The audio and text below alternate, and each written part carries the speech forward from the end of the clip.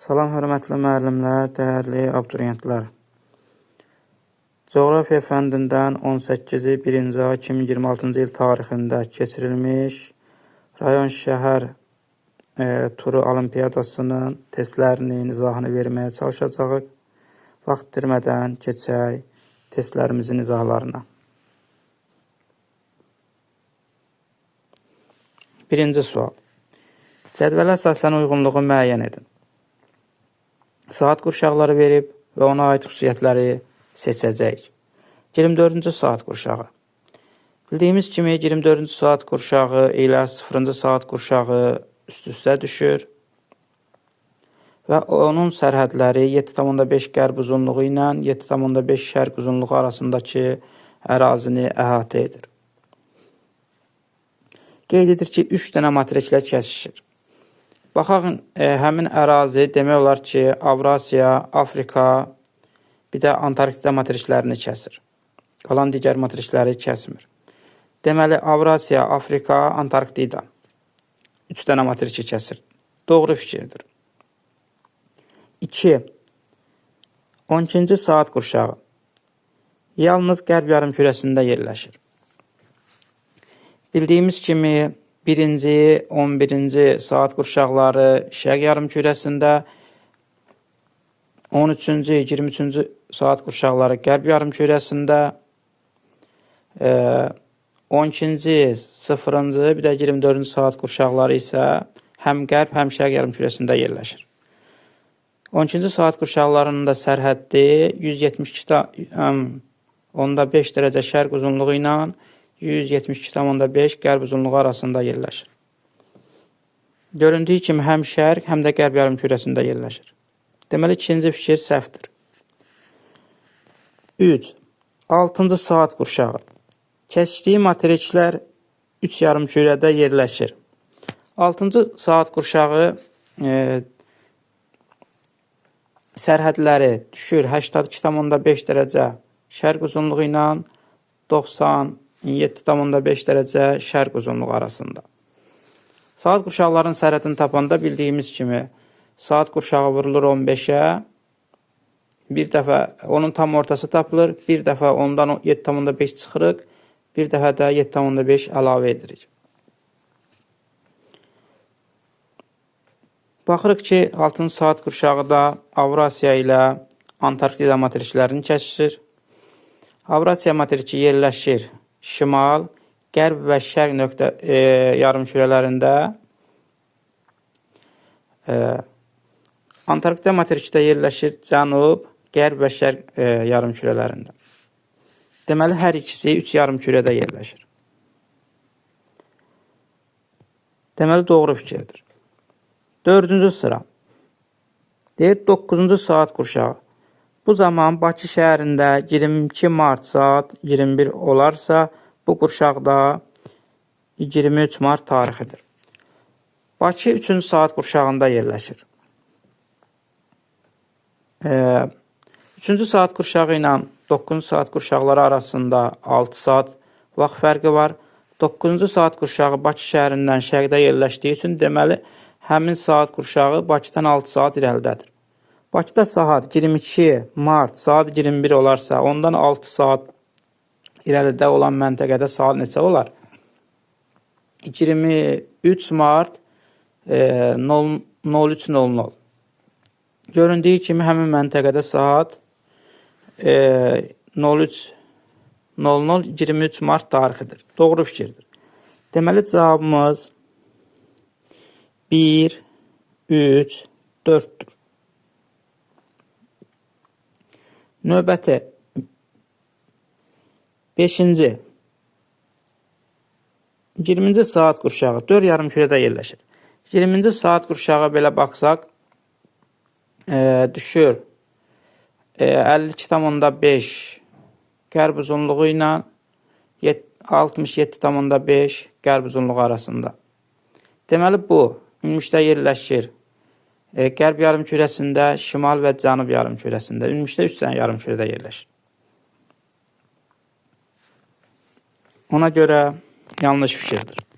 6. Birinci saat qurşağı. Qərb sərhəddi ilə Bakı şəhəri arasında ən qısa məsafə 4717,5 kilometrə bərabərdir. Birinci saat qurşağının qərb sərhəddi düşür 7,5 şərq uzunluğu. Bakıda yerləşir 50 dərəcə şərq uzunluğunda. Bunlar arasında məsafəni tapanda Bakı 40 dərəcə paraleldə yerləşdiyi üçün deməli 42,5-i vuracaq 85,4-ə.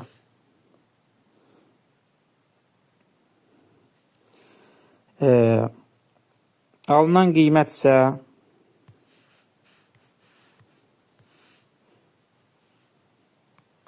42,5 vurulsun 85,4'ə.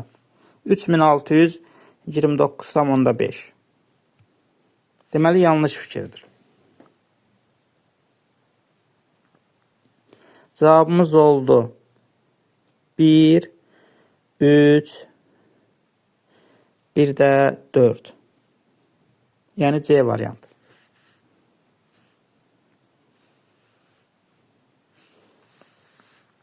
Uyğunluğu müəyyən edin. Mülayim işıqlanma qurşağı, qütb işıqlanma qurşağı, tropik işıqlanma qurşağı. Bildiyimiz kimi 5 işıqlanma qurşaqlarımız var. 1 tropik, şimal mülayim işıqlanma qurşağı, cənub mülayim işıqlanma qurşağı, şimal qütb işıqlanma qurşağı, bir də cənub qütb işıqlanma qurşağı. Onların da sərhədləri tropik xətlərdən qütb dairələridir. Yəni, tropik işıqlanma qurşağı əhatə edir şimal tropiki ilə cənub tropiki arasındakı ərazini. Şimal mülayim işıqlanma qurşağı şimal tropiki ilə şimal qütb dairəsi, cənub mülayim işıqlanma qurşağı cənub tropiki ilə cənub qütb dairəsi arasındakı ərazini. Şimal qütb işıqlanma qurşağı şimal qütb dairəsi ilə şimal qütbü arasında, cənub qütb işıqlanma qurşağı isə cənub qütb dairəsi ilə cənub qütbü arasındakı ərazini əhatə edir. A. Şaquli cisimlərin kölgəsi ildə 2 dəfə sıfıra bərabər olur. Deməli, bu məntəqələrdə günəş ildə 2 dəfə zenitdə olur. Biz də bilirik ki, tropiklər arasında günəş ildə 2 dəfə zenitdə olur. Tropiklərin özündə 1 dəfə, tropiklər arasında ildə 2 dəfə. Deməli, bu tropik işıqlanma qurşağına aiddir. Yəni 3-ə aiddir. Gecə-gündüzün adi növbələşməsi pozulur. Yəni, qütb gecə-gündüzləri baş verir. Biz də bilirik ki, qütb gecə-gündüzləri qütb dairələri ilə qütblər arasında baş verir. Digər adı ilə qütb işıqlanma qurşağında baş verir. Deməli, bunu biz götürəcəyik qütb işıqlanma qurşağına. Bütün hissələrində günəş şüalarının günorta vaxtı maksimum və minimum düşmə bucağı arasındakı fərq 47 dərəcə olmalıdır. Testin özündə 47 dərəcə yazılmışdır. Yəqin burada bunu yazanda texniki səhv olaraq 43 dərəcə götürülüb. Əslində bu 47 dərəcə idi. Diqqət etsək, bu ancaq və ancaq mülayim işıqlanma qurşağında olur. Yəni, özünüz də yoxlaya bilərsiniz ki, tropiklərdən qütb dairələri arasında yerləşən bütün məntəqələrdə günəş şüalarının maksimum və minimum düşmə bucaqları arasında fərq 47 dərəcə edir.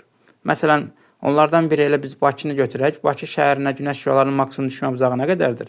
73,5 dərəcə. Minimum düşmə bucağı nə qədərdir?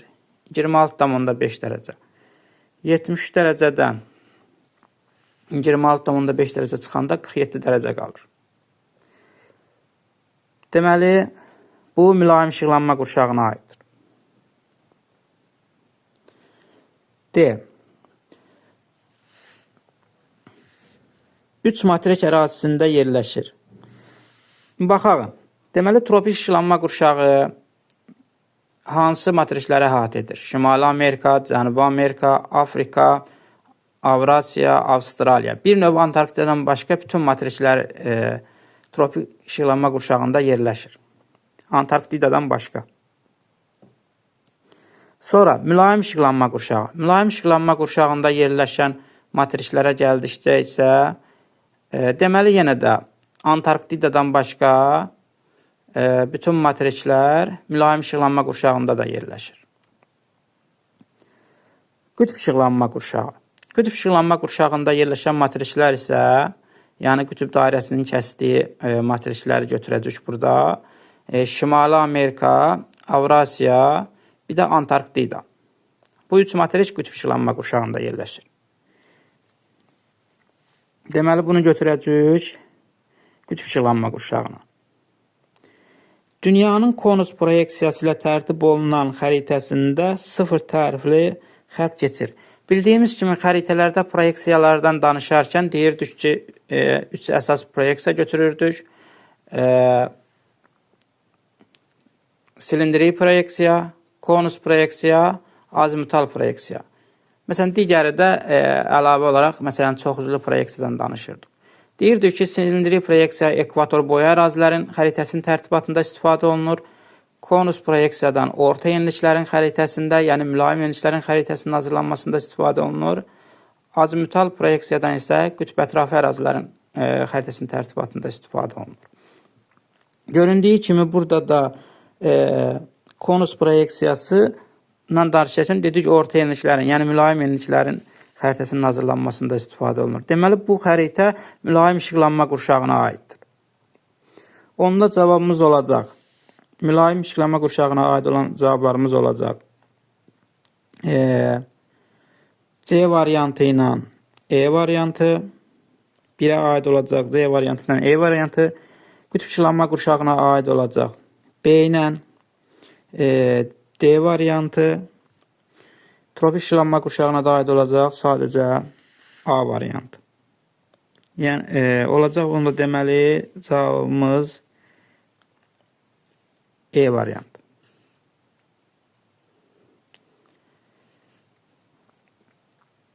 Üçüncü testimiz. 22 iyunda günorta vaxtı eyni meridian üzərində yerləşən iki məntəqədə eyni anda günəş şüaları 55 dərəcə bucaq altında düşür. Bu məntəqələr arasında ən qısa məsafənin 1/14 milyon miqyaslı xəritədə neçə santimetr olduğunu müəyyən edin. Biz günəşin düşmə bucağı düsturundan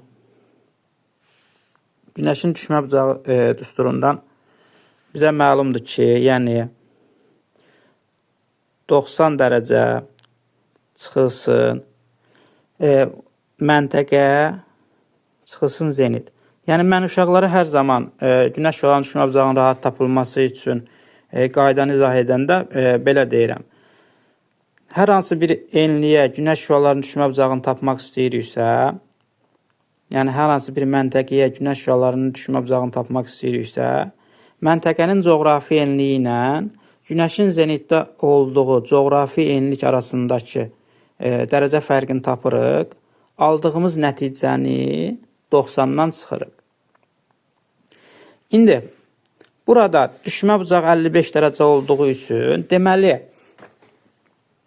məntəqənin coğrafi enliyi ilə günəşin zenitdə olduğu coğrafi enlik arasında 35 dərəcə fərq olub ki, 90-dan da 35 dərəcəni çıxmışıq, 55 dərəcə edib.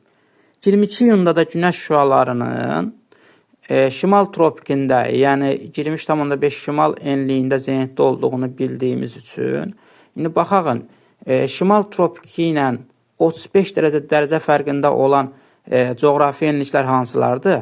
Bu coğrafi enliklər biri 58,5 dərəcə şimal enliyidir, digəri isə 11,5 dərəcə cənub enliyidir.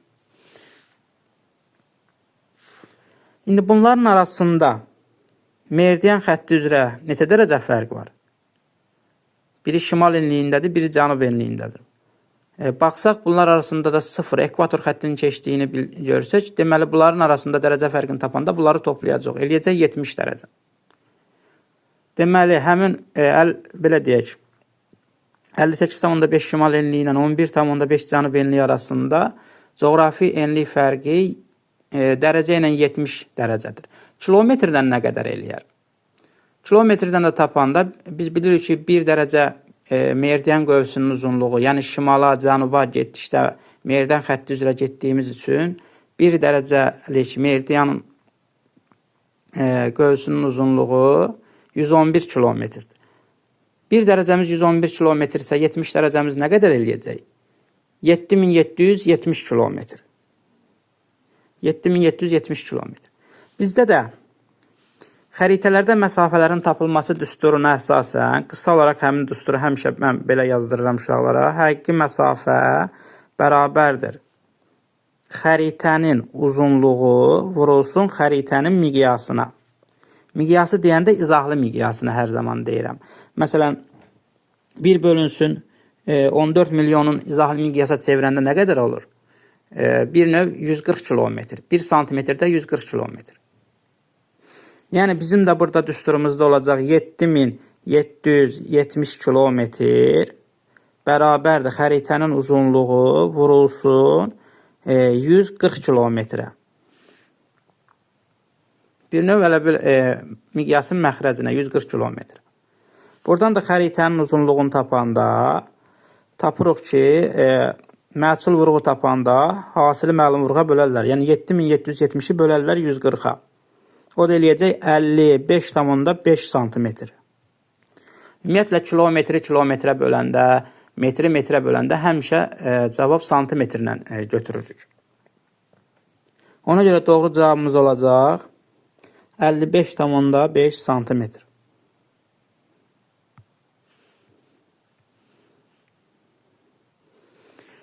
Dördüncü sual. Passat küləkləri üçün doğru fikirləri müəyyən edin. Bildiyimiz kimi passat küləkləri daimi küləklərin bir növüdür. Daimi küləklər hansıları idi? Yəni il boyu istiqamətini dəyişməyən küləklər. Yəni bir istiqamətdən əsən küləklər. Bunlar da passat küləkləri var idi, qərb küləkləri var idi, qütb küləkləri var idi. Passat küləkləri tropik enliklərin yüksək təzyiq sahələrindən ekvatorial enliklərin alçaq təzyiq sahələrinə doğru əsən küləklər idi. İndi keçək testlərimizə. Deməli, A variantında bütün matrişlərdə müşahidə olunur. Bu küləklər əsasən tropik xəttləri arasında yerləşən matrişlər üçün xarakterikdir. Diqqət etsək, Antarktida matriki bu sahəyə aid deyil. Çünki Antarktida qütb tərəfdə yerləşir. Orada qütb küləkləri müşahidə olunur. Deməli, passat küləkləri bütün matrişlər üçün xarakterik deyil. 2. Cənub yarımkürəsində sağa meylidir. Ümumiyyətlə, küləklərdən danışarkən deyirdik ki, Korolyos qüvvəsinin təsiri ilə hava kütlələri, küləklər şimal yarımkürəsində sağa, cənub yarımkürəsində isə sola meylidir. Burada isə cənub yarımkürəsini sağa verib. Ona görə yanlış fikirdir. 3. İstiqamətini ildə 2 dəfə dəyişir. Dedik ki, daimi küləklər istiqamətin dəyişmir, bir istiqamətdən əsir. İstiqamətini ildə 2 dəfə dəyişən küləklər mövsümi küləkləri idi. Labrador və Somali yarımadaları üçün səciyyəvidir. Somali yarımadası üçün götürə bilərik, amma Labrador yarımadası mülayim enliklərdə yerləşir. Demək olar ki, orada qərb küləklərini götürə bilərik. Çünki qərb küləkləri deyirdik ki, tropik enliklərin yüksək təzyiq sahələrindən mülayim enliklərin alçaq təzyiq sahələrinə doğru əsir. Bu da yanlış fikirdir. E variantında tropik enliklərin yüksək təzyiq sahəsindən ekvatorial enliklərin alçaq təzyiq sahəsinə doğru əsir. Elə bunu əvvəlcədən dedik. Ona görə doğru cavabımız E variantıdır. 5-ci sual. Sxemə əsasən atmosfer hadisəsinə əsasən doğru fikrini müəyyən edin. Sxemdə göstərilən atmosfer hadisəsinə əsasən doğru fikirləri müəyyən edin. Gördüyümüz kimi burada küləklər mərkəzdən kənara doğru əsir və saat əqrəbi istiqamətində əsir. Deməli, mərkəzdə yüksək təzyiq sahəsidir. Bizdə də mərkəzdə yüksək təzyiq sahəsi necə adlanırdı? Antisiklonlar adlanırdı. Mərkəzdə alçaq təzyiq olanda siklon adlanırdı. Mərkəzdə yüksək təzyiq olanda antisiklon adlanırdı. Antisiklonlar da şimal yarımkürəsində saat əqrəbi istiqamətində, cənub yarımkürəsində isə saat əqrəbinin əksi istiqamətində əsirdir. Həmçinin antiklonlar əraziyə daxil olarkən yağıntı vermirdi. Bir növ iqlimi quraqlaşdırırdı. Hava aydın olurdu. Mərkəzdə şəlakət hava hökm sürürdü. İndi variantlara baxaq. Cənub yarımkürəsi üçün xarakterikdir. Fikir versək, saat əqrəbi istiqamətindədir. Saat əqrəbi istiqamətində olduğu üçün şimal yarımkürəsi üçün xarakterikdir. Alçaq təzyiq sahəsidir. Dedik ki, yüksək təzyiq sahəsidir. Alçaq təzyiq sahəsi siklonlardır. Daxil olduğu əraziyə bol yağıntı gətirir. Əksinə, iqlim dedik ki, enən hava olduğu üçün burada hava aydın, belə deyək, mərkəzdə küləksiz hava olur. Yüksək təzyiq sahəsidir. Bəli, antiklonlar yüksək təzyiq sahəsidir. Deməli, cavabımız D variantıdır.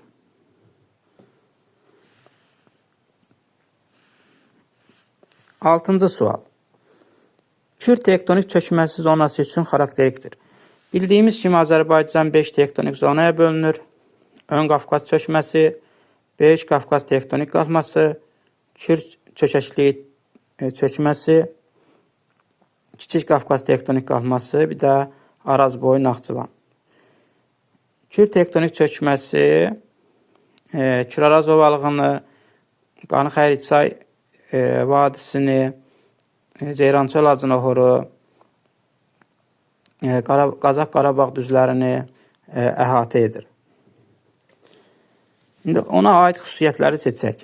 Mülayim isti iqlimə rast gəlinmir. Mülayim isti iqlimin əslində Kür-Araz ovalığında məsələn yarım səhradır, amma mülayim isti iqlimin demək olar ki, qışı quraq keçən mülayim isti iqlim yarım tipi Qanı-Xəriçayda var, Qazax-Qarabağ düzündə, Kiçik Qafqazın dağ ətəyi ərazilərində necə deyirlər var. Ona görə rast gəlinmir demək doğru deyil. 2. Qanıq-Qabrı çaylarının mənsəbi burada yerləşir. Demək olar ki, Mingəçevir su anbarına tökülür. Mingəçevir su anbarı da Kür tektonik zonasına aiddir. 3. Mütləq hündürlüyü 200 metrdən çox deyil. Amma Qanı-Xəriçay deməyək, Ceyrançöl Acınoxor hissəsi 200 metrdən yuxarıda yerləşir. Ona görə bu da yanlış fikirdir. Bəzi ərazilər 200 metrdən yuxarıda yerləşir. Neft və gil faydalı qazıntı ehtiyatlarına rast gəlinir. Bəli, hətta Kür-Araz ovalığında Muradxanlı Mollakən neft yataqları da var. Deməli, 2 ilə 4 hələ ki doğrudur. 5. Şəki və Qax inzibati rayonları yerləşmir. Şəki rayonu, Qax rayonunun bir hissəsi Kür tektonik çökməsinə düşür. Yovşan və kəngiz kimi bitkilərə rast gəlinir. Kür-Araz ovalığında quru subtropik bitkiçilik, həmçinin yovşan, şoranotu, kəngiz kimi bitkilər də bitir. Deməli, doğru cavabımız 2, 4, 6-dır.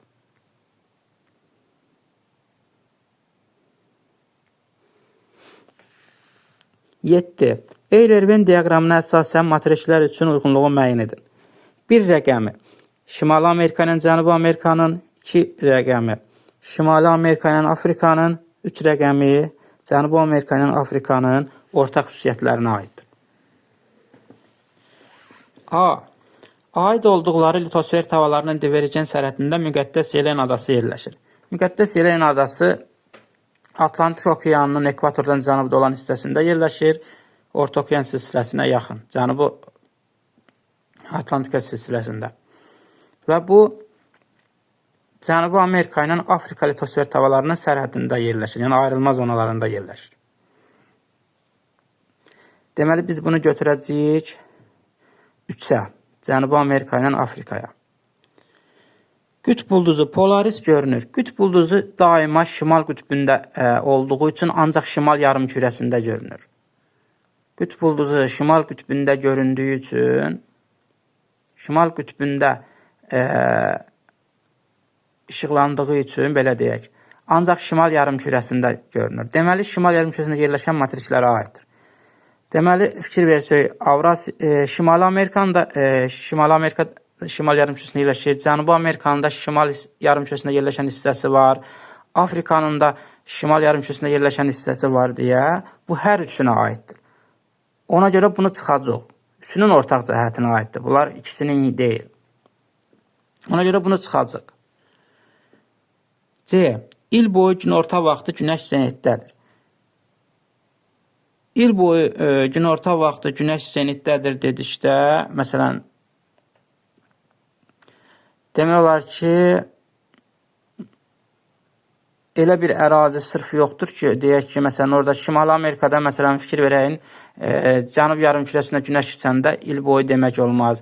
Cənubi Amerikada da, məsələn, nədir, şimal tropikinə qədər gedib çıxmadığı üçün il boyu günəş zenitdədir demək olmaz. Ona görə bunu heç birinə ortaq cəhət kimi götürə bilmərik. D variantı 3 işıqlanma qurşağında yerləşir.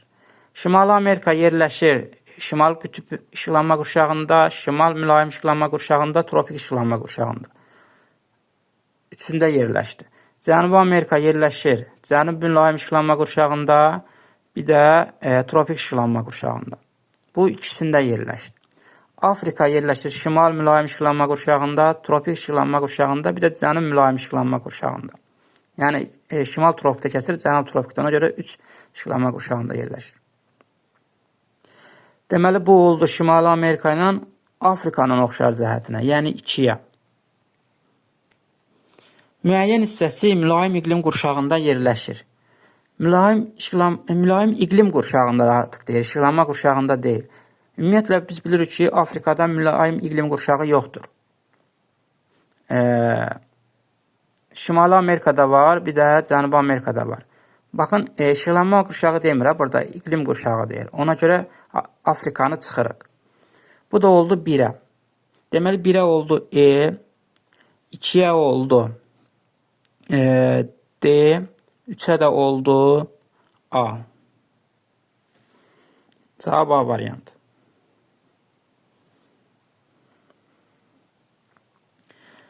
İqtisadi Əməkdaşlıq Təşkilatına üzv olan ölkələri. Bildiyimiz kimi, İqtisadi Əməkdaşlıq Təşkilatı Türkiyə, Pakistan və İranın birgə razılıq əsasında yaradılmışdır. Elə burada da İran, Türkiyə və Pakistan respublikaları verilmişdir. Doğru cavab 1, 3, 5.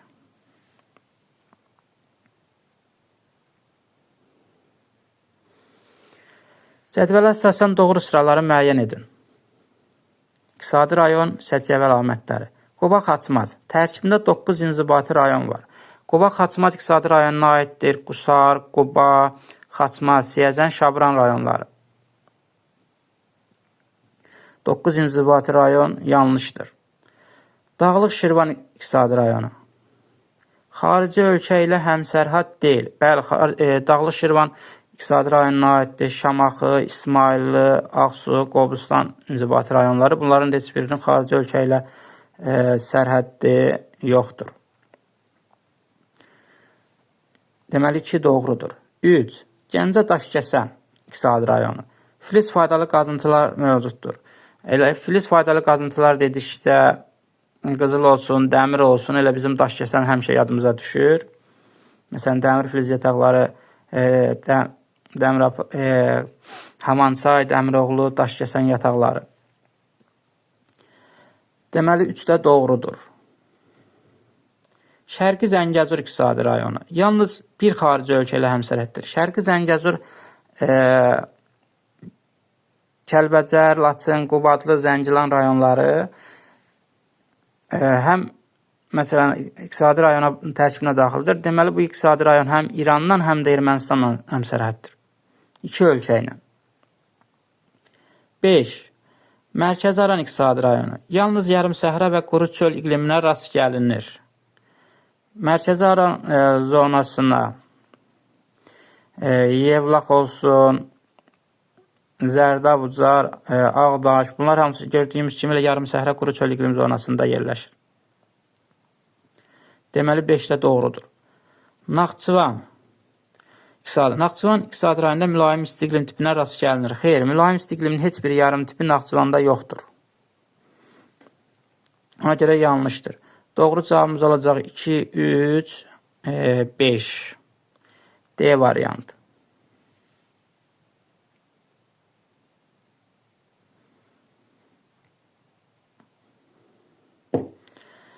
Cədvələ əsasən uyğunluğu müəyyən edin. Çili, yəni ölkə verilib, ölkəyə aid əlamətlər. Çili, günəş zenitdə olur. Diqqət etsək, Çilini cənub tropik xətti kəsir. Kəsdiyi üçün deməli, Çilidə günəşin zenitdə olduğu məntəqə vardır. Yəni, Çilidə günəş zenitdə olur. Doğru fikirdir. Türkiyə, Suriya, Livan, Bolqaristanla həmsərhəddir. Diqqət etsək, Türkiyənin Suriya və Bolqaristanla sərhəddə var, amma Livanla yoxdur. Deməli ki, yanlışdır.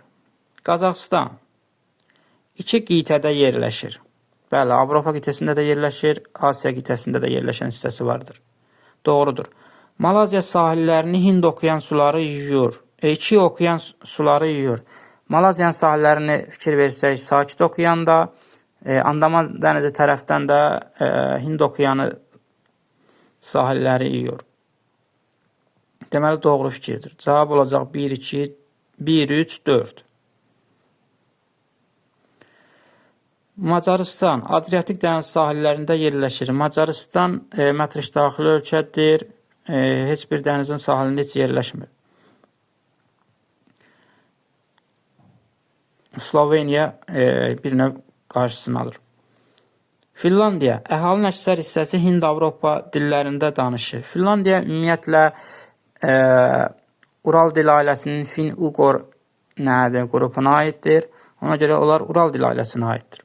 Yanlışdır. Cavab olacaq elə 1, 3, 4.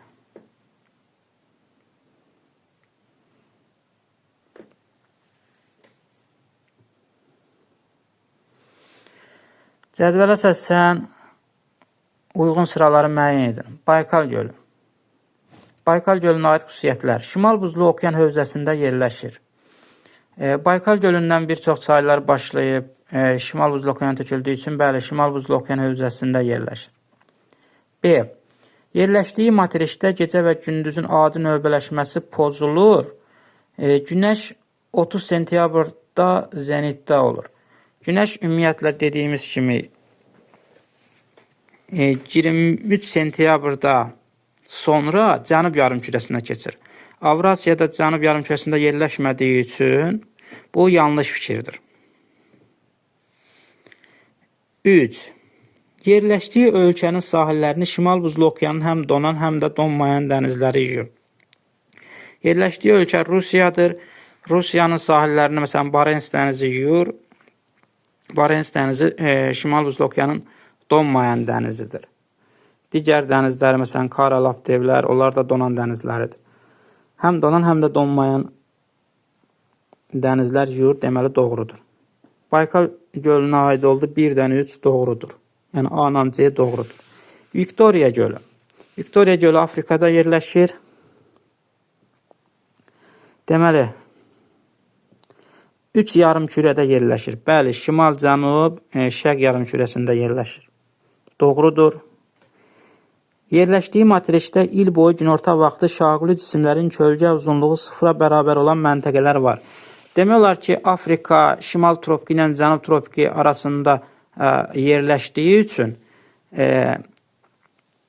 Günəş də şimal tropiki ilə cənub tropiki arasında zenitdə olduğu üçün bəli, demək olar ki, hər gün ən azından Günəşin zenitdə olduğu və kölgənin 0-a bərabər olduğu məntəqə var. Deməli, doğru fikirdir. A-la B doğru fikirdir. Hind okeanı hövzəsinə aiddir. Məsələn, Viktoriya gölündən başlayan, məsələn, Nil çayının da bir qolu gedib Atlantik okeanı, oradan Aralıq dənizinin oradan Atlantik okeana töküldüyü üçün elə Atlantik okeanı hövzəsinə aiddir. Deməli, C variantı yanlış oldu. Deməli, 1-ə aid oldu A-la C, 2-yə aid oldu A-la B. Deməli, A variantı. 12-ci sual. Doğru olmayan fikirləri müəyyən edin. Olmayan. Hazırda ölkəmizdə özəl müəssisədə çalışanların sayı dövlət müəssisəsində çalışanların sayından çoxdur.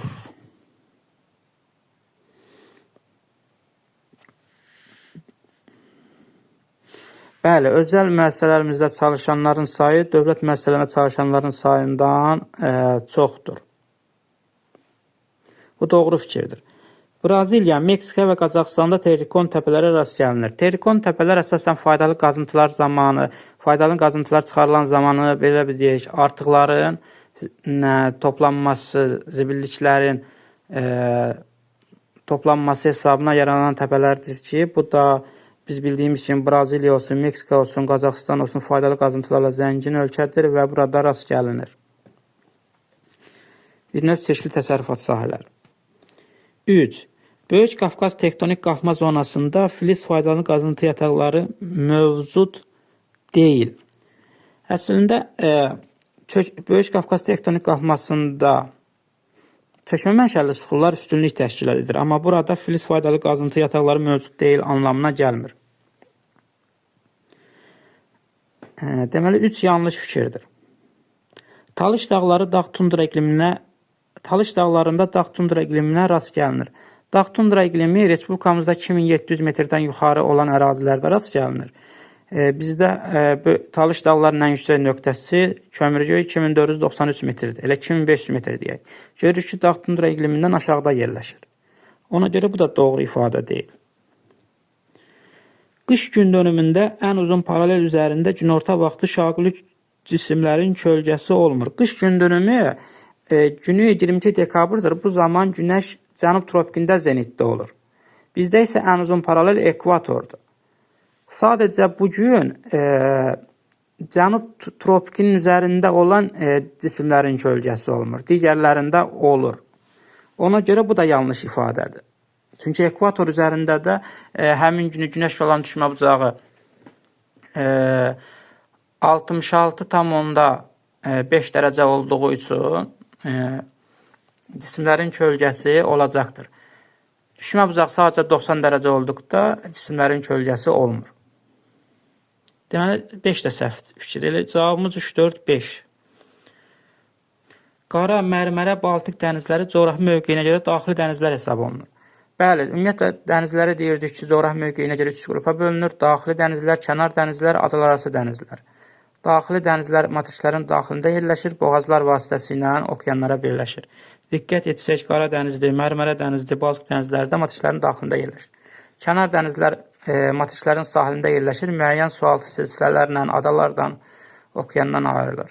Adalararası dənizlərdə adından məlumdur, adalar arasında yerləşir. Deməli, cavabımız burada oldu 3, 4, 5.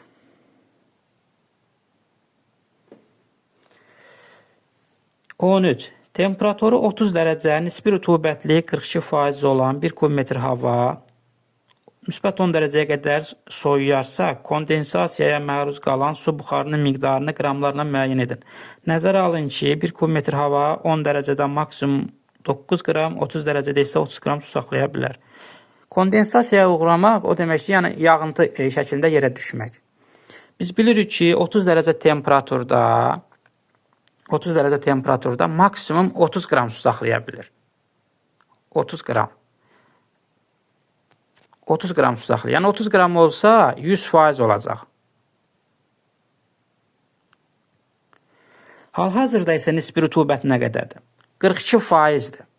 42%-dir. Deməli, neçə qram su var ki, 42%-ə bərabərdir. Yəni, havada olan su buxarının qramlarla miqdarı mütləq rütubətdir. Faizlərlə miqdarı nisbi rütubətdir. Biz burada hal-hazırda havada olan su buxarının qramlarla miqdarını tapmalıyıq. Mütləq rütubəti tapmalıyıq. Buradan da tənasübdən tapanda 100x bərabərdir. 30-da 40-a vuranda 1260. Buradan da x-i tapanda, məhsul uğuru tapanda hasili məlum vurğa bölərlər. 1260-ı 100-ə bölərik, o da eləyər 12,6 qram. Hal-hazırda havada 12,6 qram su var. Temperatur 10 dərəcəyə düşdü. 10 dərəcəyə düşəndə 10 dərəcə temperatur maksimum neçə qram su saxlaya bilər 1 kubmetr hava? 9 qram.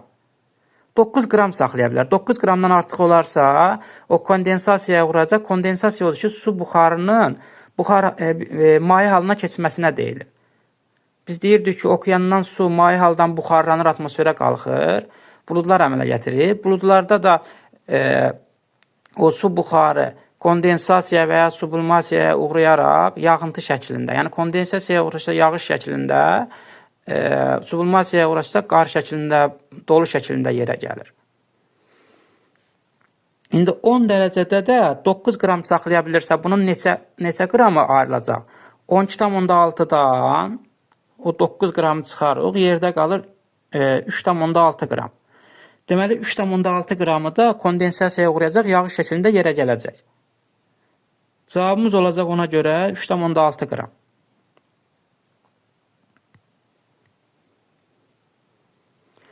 On dördüncü sual.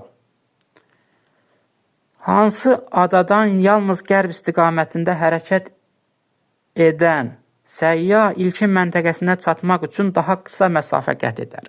Daha qısa. Bir səyyah ki, qərbə, şərqə gedirsə, deməli, paralel üzrə hərəkət eləyir. Paralel üzrə hərəkət eləyir. Ən qısa məsafə qət eləyirsə, deməli, ən qısa paralel götürməliyik də biz burada. Ən qısa paraleldə yerləşən məntəqəni götürməliyik. Biz də bilirik ki, ekvatordan qütblərə doğru gedəndə paralel çevrəsinin uzunluğu azalır. Ona görə ekvatordan qütblərə doğru gedəndə bir növ səyahətçilərin də paralel üzrə hərəkət etdiyi məsafə azalacaq. Ən uzun paralelimiz ekvatordur, ən qısa paralelimiz qütbdür. Yəni, ekvatordan qütblərə doğru gedəndə paralellərin uzunluğu azaldığı üçün bir növ yeri tam dövrə vurmaq üçün də, qərbdən şərqə belə dövrə vurmaq üçün də səyahətçilərin getdiyi yolun uzunluğu azalır. Burada da ən qısa deyirsə, qütbə yaxın götürəcək. Ən uzun desəydi isə, ekvatora daha yaxın götürəcək. Verilən adalara baxaq burada, görəyin hansı qütbə daha yaxın yerləşir. Kalimantan adası ilə ekvatorun yaxınlığındadır. İslandiya adası şimal qütbünə daha yaxındır. Tayvan adası Çinin yanındadır, daha ekvatora yaxındır, İslandiyaya nəzərən. Saxalin adası İslandiyaya nəzərən ekvatora tərəfdir. Kipr adası Aralıq dənizindədir, İslandiyaya baxanda daha ekvatora tərəfdir. Deməli, ilə cavabımız burada İslandiya olacaq. Çünki bu məntəqələr arasında, bu adalar içərisində qütbə ən yaxını İslandiya adasıdır. 15. Ölkəmizin hansı miqyasda tərtib edilmiş xəritəsi daha kiçik sahə tutar? Biz bilirik ki, yəni ölkəmizin sahəsi dəyişmir ki, ölkəmizin sahəsi dəyişmir. Amma miqyasımız kiçildikcə bizə daha kiçik kağız lazım olacaq. Miqyasımız böyüdükcə daha böyük kağız lazım olacaq. Burada daha kiçik sahə tutar deyirsə, daha kiçik miqyaslı xəritə götürəcək. Burada da daha kiçik miqyaslı xəritəmiz hansıdır? 9 milyon. 1 bölünsün 9 milyon. Deyə bilərsiniz ki, bəlkə bəzi uşaqlar deyə bilər ki, burada 9 milyon daha böyükdür rəqəmlər içərisində. Biz deyirdik ki, kəsirin məxrəci böyüdükcə ədəd özü kiçilir. Nümunə üçün 1 bölünsün 10 daha böyükdür, yoxsa 1 bölünsün 100? Əlbəttə ki, 1 bölünsün 10 daha böyükdür. Çünki bir cismi 10 yerə 1 var böləsən, bir var bir cismi 100 yerə böləsən. 10 yerə böləndə daha böyük olur, 100 yerə böləndə daha kiçik olur. Çünki 1 bölünsün 10, 100-də 10 deməkdir. Yəni, məxrəcləri bərabərləşdirsək 10-da 1, 100-də 10 deməkdir. 100-də 10, 100-də 1-dən daha böyükdür də. Ona görə kəsirin məxrəci böyüdükcə ədəd özü kiçilir. Siz onu nümunə götürəndə, məsələn, bir şeyi deyənən 100 yerə böləndə daha çox götürər, çox olar, yoxsa milyon yerə böləndə daha çox olar. Bir şeyi 2 nəfərin arasında böləndə daha adama çox çatar, yoxsa 50 nəfərin arasında böləndə daha çox çatar. Əlbəttə ki, 5 nəfərin arasında böləndə. Yəni, kəsirin məxrəci balaca olanda kəsir özü daha böyük olur, kəsirin məxrəci daha böyük olanda ədəd özü daha kiçik olur. Burada da fikir verirsək, kəsirin məxrəci ən böyük olan hansıdır? 9 milyon. Bir şey ki, 9 milyon dəfə kiçildibsən deməli. 9 milyon dəfə kiçildibsənsə, daha kiçik nədir? Sahə tutacaq da. Ona görə cavabımız burada B variantıdır. 16. Dağın ətəyində atmosfer təzyiqi 680 mm civə sütunudur. Dağın maksimal hündürlüyü dəniz səviyyəsindən 3300 metr yüksəkdə yerləşir. Dağın zirvəsi ilə ətəyi arasında temperatur fərqini Frangiel şkalası ilə müəyyən edin. Nəzərə alın ki, dəniz səviyyəsində təzyiq normaldır. Dəniz səviyyəsində təzyiq normal deyirsə, biz bilirik ki, dəniz səviyyəsində təzyiq nə qədərdir? Okean səviyyəsində, dəniz səviyyəsində nə qədərdir? 760 mm-dir. Amma bu dağın ətəyində atmosfer təzyiqi nə qədərdir? 680 mm. Deməli, bu dağın ətəyi dəniz səviyyəsində deyil, ondan hündürdə yerləşir. Məsələn, bir dağ çəksək,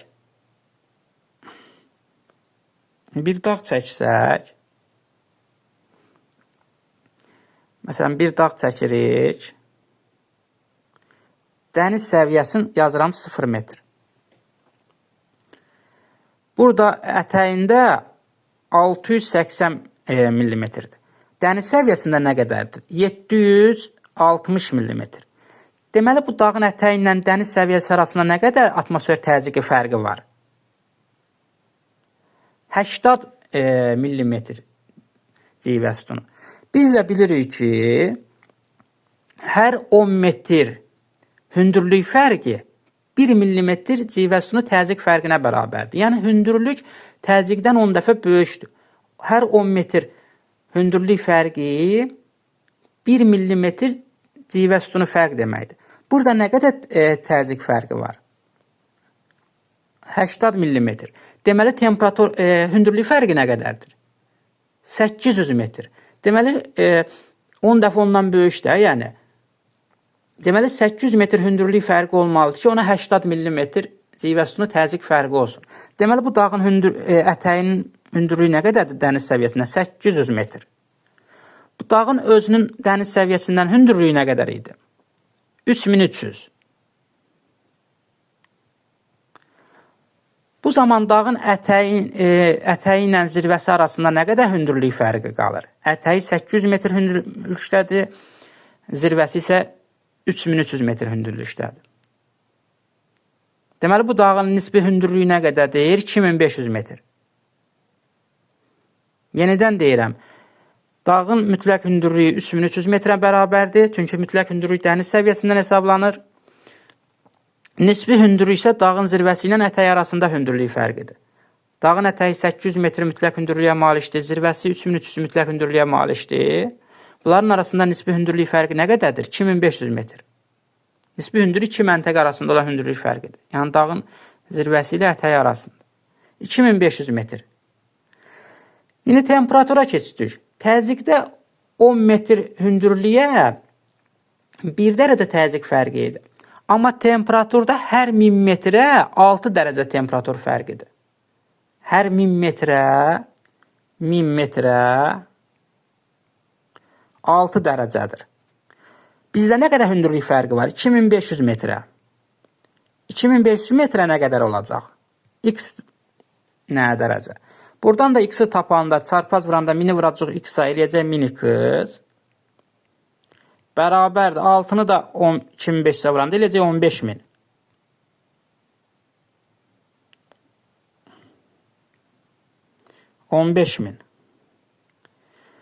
X da bərabərdir 15 dərəcəyə. Tapdıq ki, dağın zirvəsi ilə ətəyi arasında 15 dərəcə temperatur fərqi var. Çünki onların arasında 2500 metrə hündürlük fərqi var idi. O da 15 dərəcə fərq elədi. İndi bunu biz bu Selsi şkalası ilə, ümumiyyətlə bizim öyrəndiyimiz temperaturlar dərəcə Selsi ilə Selsi şkalası ilə ölçürük. Bəs Frangiel şkalası nətərdir? Frangiel şkalasında yazıram burada temperatur Frangiel şkalası bərabərdir. Selsidən Frangiel'ə çevriləndə nətər çeviririk? Selsini Frangiel'ə çevirmək üçün Selsi dərəcəni vururuq 5-də 9-a, üstünə gəlirik 32 dərəcə. Deməli, Selsi şkalasından Frangiel şkalasına çevirəndə Selsi dərəcəni vururuq 5-də 9-a, üstünə gəlirik 32-yə. Bu da nəyə bərabərdir? Bərabərdir. Bizim Selsimiz neçə dərəcədir? 15 dərəcə. 15-i vurduq 5-də 9-a, üstünə gəldik 32. Natura ədədi kəsirə vuranda, natura ədədi surətə vurur, kəsirin surətinə vurub məxrəcə böldük. 15-i vurduq 9-a, elədi 135, böldük 5-ə, elədi 27 dərəcə. 27-nin də üstünə 32 dərəcə gəlirik. O da eləyir 59 dərəcə. Frangiit. Məsələn, burada 5-dən 15-i də qısar aparanda 5, 5-ə 1 nədir? 15-i 5-ə böləndə 3 dəfə. 3, 9-un 27. Yəni, qısar da apara bilərsiniz. Mən qısa sadə yolu ilə dedim.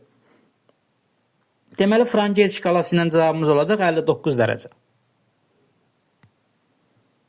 İndi, məsələn, digər yol kimi Frangiitdən də Selsiyə çevrilmə yolunu sizə öyrətməkdən sarı, məsələn, Frangiitdən bəs Selsiyə nətər öyrədərik? Temperatur dərəcə bərabərdir. Frangiitdən, məsələn, temperatur Frangiit çıxılsın 32, vurulsun 9-da 5. Bir növ Frangiitdən də Selsiyə çevrəndə tərsəsinə də temperatur Frangiitdən çıxacaq 32-ni, vuracaq onu 9-da 5-ə. Bu da yazın öz üçün lazım olar. Keçdik növbəti testə. 17. Çevrənin uzunluğu 30.744 km olan paralel üçün səciyyəvidir. Baxaqın görəyin hələ hansı paraleldən söhbət gedir. Biz bilirik ki, paralellərin uzunluqları fərqlidir. Amma dərəcə ilə çevrə olduğu üçün hamısının dərəcəsi eynidir. Yəni 360 dərəcədir. Bunu da tapanda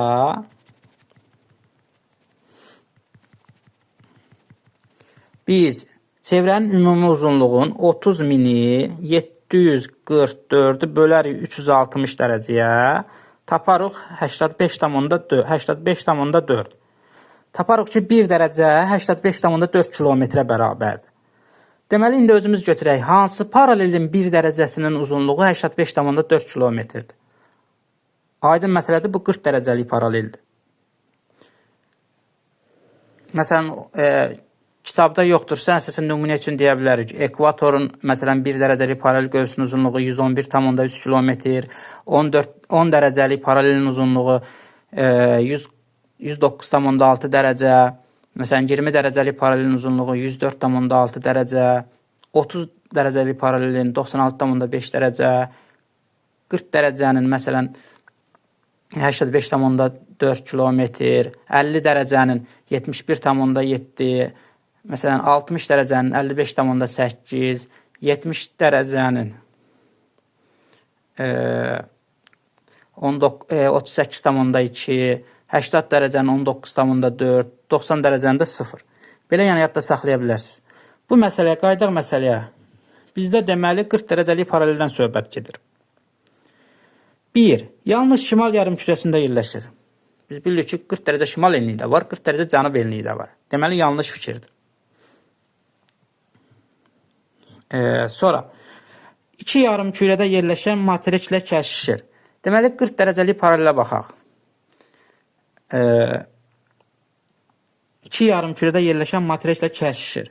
40 dərəcəlik, məsələn, şimal enliyi kəsişir Şimali Amerika ilə Avrasiya ilə. Məsələn, Şimali Amerika yerləşir şimal və qərb yarımkürəsində, Avrasiya isə qərb, şərq, şimal yarımkürəsində yerləşir, 3 yarımkürə ilə. Məsələn, Cənubi Amerikada kəsir, Cənubi Amerikada yerləşir şimal, cənub, qərb yarımkürəsində, 3 yarımkürədə yerləşən materiklərdə kəsir. Bunu, məsələn, 2 yarımkürədə yerləşən materiklə kəsir deyəndə Şimali Amerika olduğu üçün deməli doğru götürə bilərik. Çünki demir ki, kəsdiyi materiklərin hamısı 2 yarımkürədə yerləşir. Deyir ki, 2 yarımkürədə yerləşən materiklə kəsişir. Deməli, Şimali Amerika ilə kəsişdiyi üçün bu doğru fikirdir. 3. Günəş şüalarının günorta vaxtı maksimum və minimum düşmə bucağı fərqi 48 dərəcədir. Xeyr, 47 dərəcədir. Məsələn, Bakını götürək də 40 dərəcə şimal enliyində yerləşir. Maksimum düşmə bucağı 73,5 dərəcədir. Minimum düşmə bucağı 26,5 dərəcədir. arasındakı fərq 47 dərəcədir. Bayaq da dedik, mülayim işıqlanma qurşağında yerləşən bütün məntəqələrdə günəşin maksimum və minimum düşmə bucaqları arasında fərq 47 dərəcəyə bərabərdir. Deməli, 3 yanlış fikirdir. 2-yə plus qoyaq. 4. Bütün saat qurşaqlarında yerləşir. Ümumiyyətlə, paralellərin hamısı bütün saat qurşaqlarında yerləşir. Çünki çevrə formasında da bütün saat qurşaqlarını kəsir. 5. Qütb dairəsinə qədər olan ən qısa məsafə ekvatora qədər olan ən qısa məsafədən azdır. Deməli, 40 dərəcə paraleldən qütb dairəsi 66,5 dərəcəyə qədər neçə dərəcə fərq var? 26,5 dərəcə. Amma 40 dərəcəlik paraleldən ekvatora qədər neçə dərəcə fərq var? 40 dərəcə. İndi 1 dərəcəlik meridian göğsünün uzunluğu həmişə bərabər olduğu üçün 40-ı 111-ə vuranda daha çox eləyər, yoxsa 40-ı belə deyək 26,5-i 111-ə vuranda. Əlbəttə ki, 40-ı 111-ə vuranda da. Ona görə ekvatora qədər olan məsafə daha çoxdur. Bizdə isə burada da tərsəsi nə deyir də? Qütb dairəsinə olan məsafə ekvatora qədər olan məsafədən azdır. Çünki əlbəttə ki, 26,5 dərəcə fərq var da, daha azdır. Deməli, doğru fikirdir. Cavab olacaq elə 2, 4, 5. Kəsdiyi bütün qitələrdə günəş zenitdə olur. Məsələn, 40 dərəcəli paralelin kəsdiyi qitələrdən biri Avropadır. Avropada günəş zenitdə olmur ki, çünki günəş şimal tropiki ilə cənub tropiki, yəni 23,5 şimal enliyi ilə 23,5 cənub enliyi arasında zenitdə olur. Ona görə bu yanlış fikirdir. Cavab olacaq 2, 4, 5.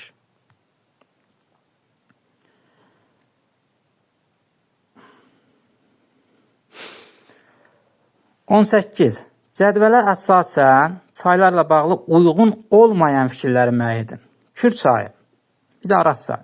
Kür çayına baxaq. Kür çayı 3 ölkənin ərazisindən axır. Bildiyimiz kimi Kür çayı Türkiyənin Qızılgədiş dağından başlayır, keçir oradan Türkiyədən Gürcüstana, Gürcüstandan Azərbaycana, oradan da Xəzər dənizinə. Deməli, 3 ölkənin ərazisindən keçdi. Doğrudur. Bizdən isə doğru olmayanları soruşur. Qızılgədiş dağlarından başlayır, dedik. Doğrudur. Göyçay inzibati rayonunun ərazisindən axır. Ümumiyyətlə, Göyçay inzibati rayonu Kür çayının sahilində yerləşmir. Ona görə yanlış ifadədir bu. Qaldı ki, ərazisindən keçək. Yanlışdır. 3 yanlışdır. Araz çayı Gürcüstan ərazisindən axır. Bildiyimiz kimi Araz çayı Türkiyədən İrana, İran ərazisindən Azərbaycana. Nədir? Gürcüstan ərazisindən axmır. Qərbi Zəngəzuru Ermənistanı saydıqda Ermənistan da sərhədinə düşür. Amma əslində elə orada bizim torpaqlar olduğu üçün elə Türkiyə, İran, Azərbaycan. Bingöl silsiləsindən başlayır. Bəli, Araz çayı Türkiyədə Bingöl silsiləsindən başlayır. Xəzər dənizinə birbaşa tökülür. Xeyr, Araz çayı Kür çayına tökülür. Sabirabad rayonu Suqovuşan kəndində. Yanlış ifadədir. Deməli, burada yanlış ifadələr oldu hansı? 3, 4, 6. Cavab D variantı.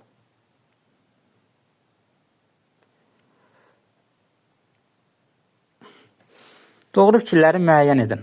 ABŞ subtropik iklim, ABŞ-da subtropik iklim qurşağına rast gəlinir. Elə ABŞ subtropik mülayim iklim qurşaqlarında yerləşir. Alyaska hissəsi gedir subarktika qədər çıxır. Bizdə subtropik iklim qurşağına rast gəlinir deyirsə doğrudur. Bir deməli doğru fikirdir. Braziliya sahillərini bir okean suları yuyur və 3 yarımkürədə yerləşir. Braziliyanın Atlantik okean sahilləri yuyur və Braziliya şimal, cənub və qərb yarımkürəsində yerləşir. 3 yarımkürədə yerləşir, doğrudur. Çünki ekvator xətti kəsir. Bu da doğrudur. Kür çayının hər iki sahilində yerləşən bütün inzibati rayonlar okean səviyyəsindən aşağıda yerləşir. Kür çayının məsələn Tovuzun, Ağstafanın, Şəmkirin ərazilərinin olar okean səviyyəsindən aşağıda deyil axı. Deməli, yanlış ifadədir.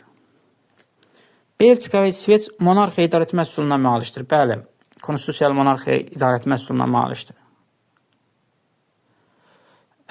Doğrudur. Cavab olacaq elə 1, 2, 4. Galapagos adaları litosfer havalarının konvergent sərhəddində yerləşir. Konvergent toqquşmadır, amma Galapagos adaları bir növ divergent sərhəddə yerləşir. Yanlışdır.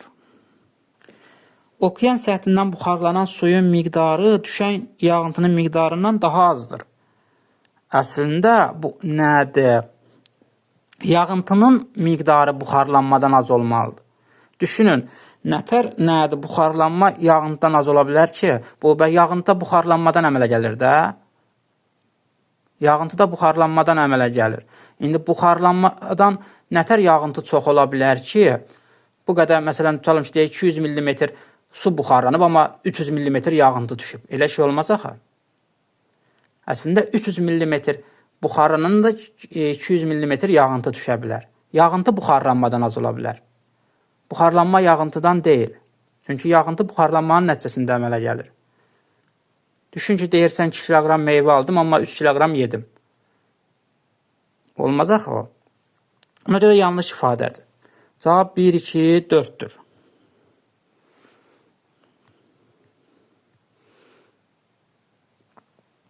Yirminci sual. Yer kürəsinin sxemdəki vəziyyətinə uyğun gələn əlamətləri müəyyən edin. Diqqət etsək, Günəş daha çox şimal yarımkürəsinə meyl edib, şimal qütüb dairəsində, qütüb gündüzləridir, cənub qütüb dairəsində qütüb gecələridir. Bir növ bu 22 iyun tarixinə uyğun gəlir.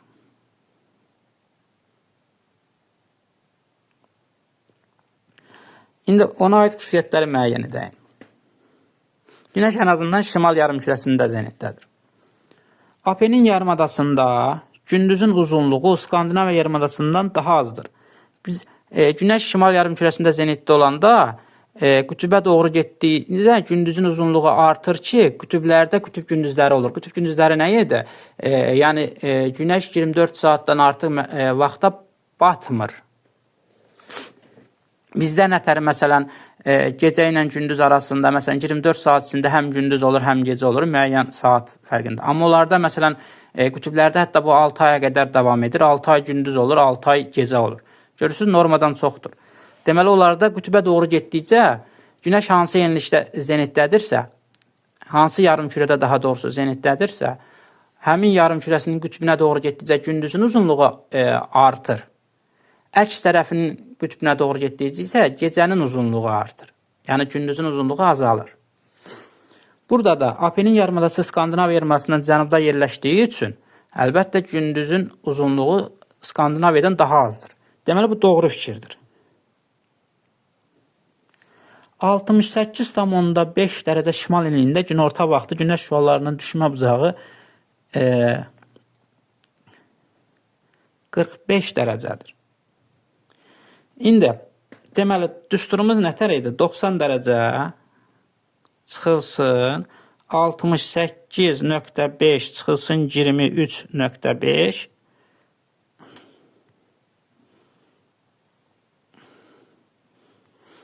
23,5. Aldığımız fərqi də 90-dan çıxacaq. 68,5-dən 23,5-i çıxanda qalır 45 dərəcə. 90-dan 45 çıxanda elə 45 dərəcə qalacaq. Deməli, bu doğru fikirdir.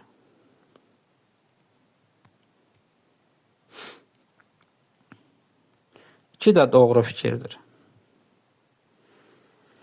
Yalnız şimal tropikindən şimalda yerləşən məntəqələrdə gündüzün uzunluğu 12 saatdan çoxdur. Ümumiyyətlə, elə tropikin özlərində də yalnız şimal tropikindən şimalda yerləşən məntəqələrdə gündüzün uzunluğu 12 saatdan çoxdur.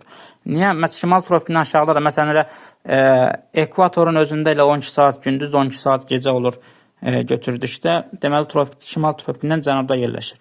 Bu ifadə yanlışdır. 4.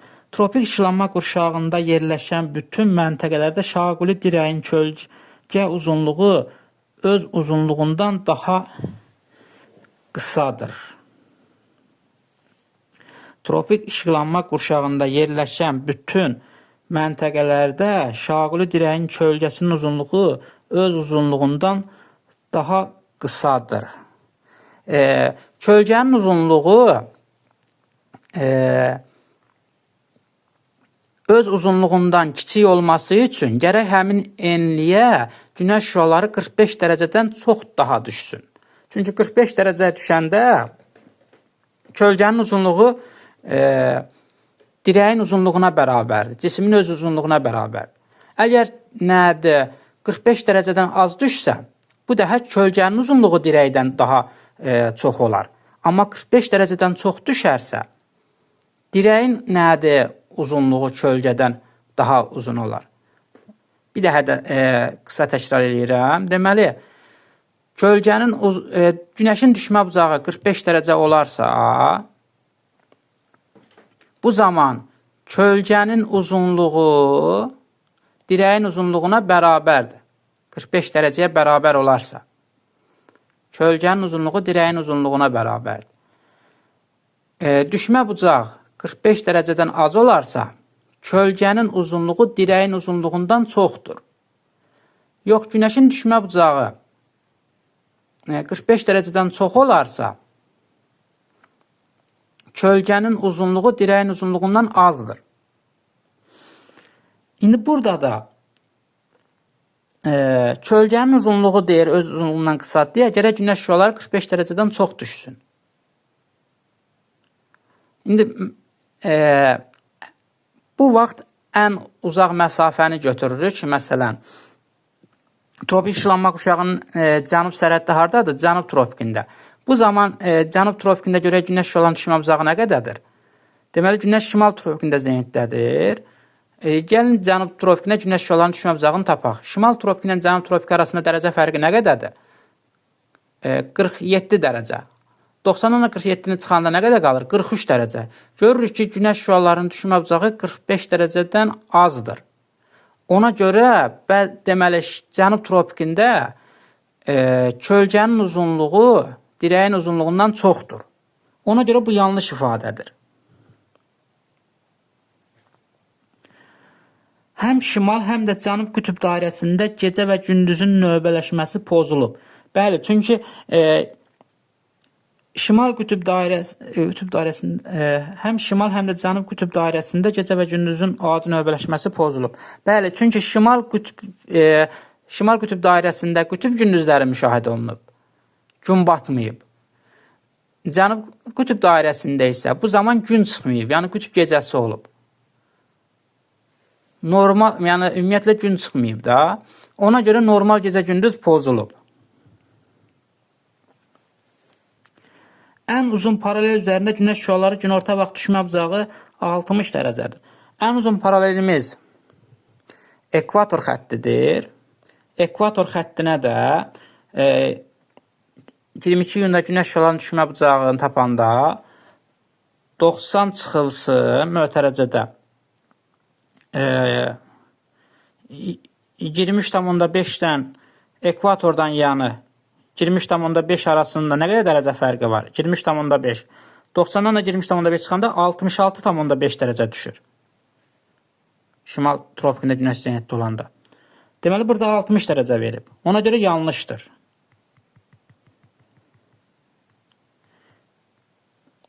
Altı da yanlış oldu. Cavabımız oldu 1, 2, 5. 1, 2, 5. Cavab A variantı. Əgər dəstək ola bildimsə, nə xoş mənə. Kanala abunə olub daima yenə faydalana bilərsiniz.